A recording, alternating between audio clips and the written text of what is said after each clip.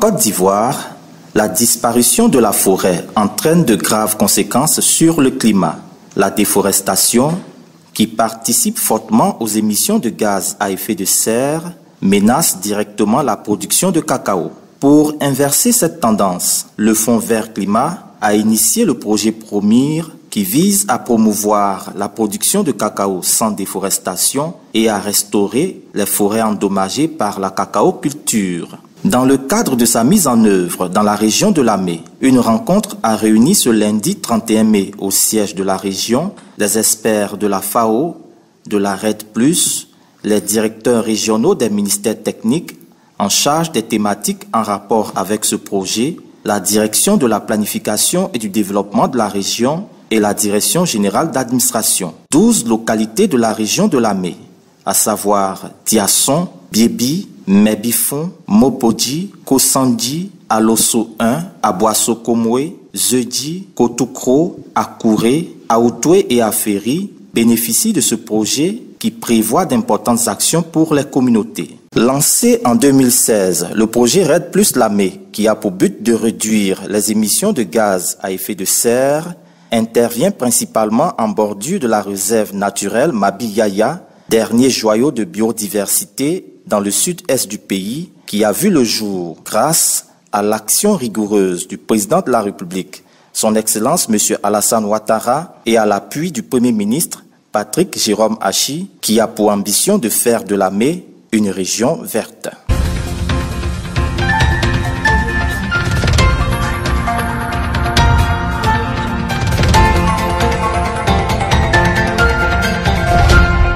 Le département de Yakassatobrou est sur la voie du progrès. Ces dernières années, le chef-lieu de la cité du Taro a bénéficié d'importantes infrastructures réalisées par l'État et la région, à la grande joie des populations, avec à leur tête M. Adopoyapo François, maire de la commune de Yakassatobrou. D'abord, le bitument de Yakassatobrou que vous voyez là. Ensuite, il y a eu les collèges de proximité de Abongwa, de Bébi, de Djangobo, qui a été piloté par le conseil régional. Puis, il y a eu le bitumage de Yakassé, de la ville de Yakassé-Atoumou. Certaines rues de Yakassé-Atoumou sont bitumées.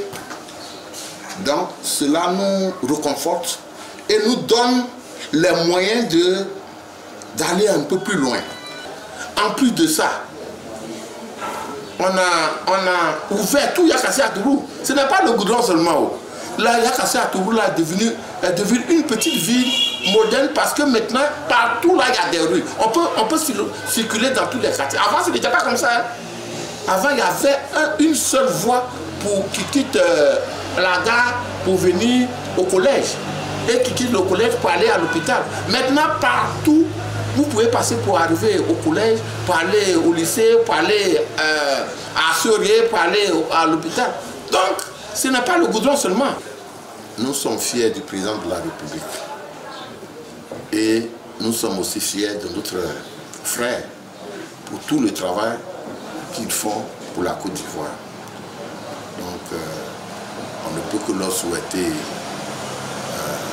une bonne santé, beaucoup de succès dans le travail qu'ils font pour l'avenir de nos enfants. Le développement du département de Yakassatobrou est en marche avec ses nombreuses réalisations qui lui donnent désormais une fière allure.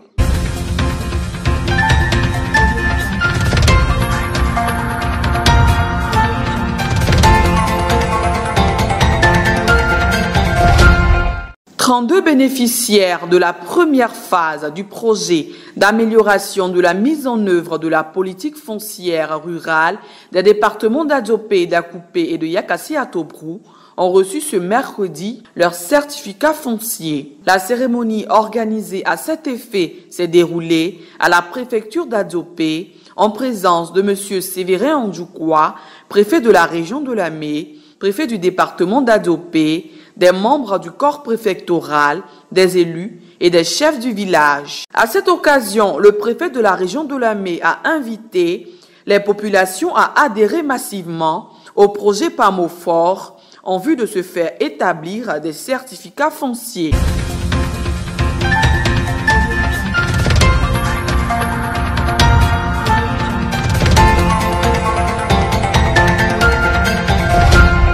Diangobo, village situé dans la commune de Yakassatobrou, a amorcé sa marche vers le développement avec ses nombreuses infrastructures réalisées par l'État et la région de Lamé. Obi Mpome Amon, chef du village de Diangobo, se prononce sur ces importantes réalisations. Le village d'Abongo a bénéficié de la construction de la place publique par le conseil régional, c'est bien.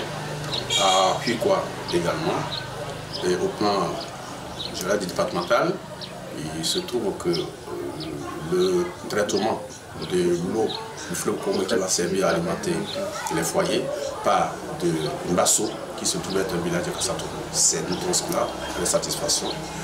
Et le bitumage de Yakassato pour à Bétier doit certainement passer par nos villages. Et de façon particulière, pour Diangobo qui est mon village, nous avons obtenu du conseil régional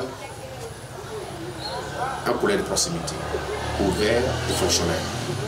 Et donc là, c'est une source de satisfaction énorme. Les enfants sont proches de leurs parents. Et donc, il y a les risques, quand l'enfant vit loin de la famille, sont très minimisés. Et donc, je pense que les avantages sont énormes. Et voilà, vous prenez bien encadrement.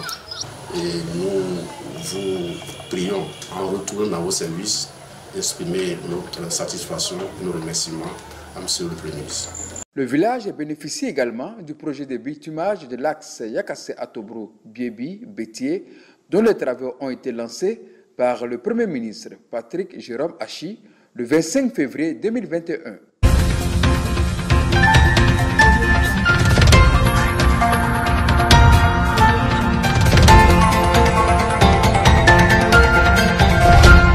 La question de l'emploi des jeunes de la région de Lamé trouve de plus en plus une réponse à travers les projets initiés par le gouvernement et conduits par les collectivités.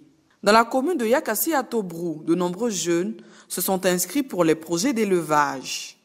Abéabé Joël, un des bénéficiaires du projet Agir 2, nous parle de son activité. Le projet d'élevage de Kwata, c'est les 45 jours à 60 jours, on a commencé à faire cher. Un exemple à suivre par les jeunes animés du désir d'entreprendre pour garantir leur indépendance économique. Dans sa politique de développement, le président de région, le Premier ministre Patrick Jérôme Hachi, accorde une place de choix aux actions visant à assurer l'autonomisation des jeunes.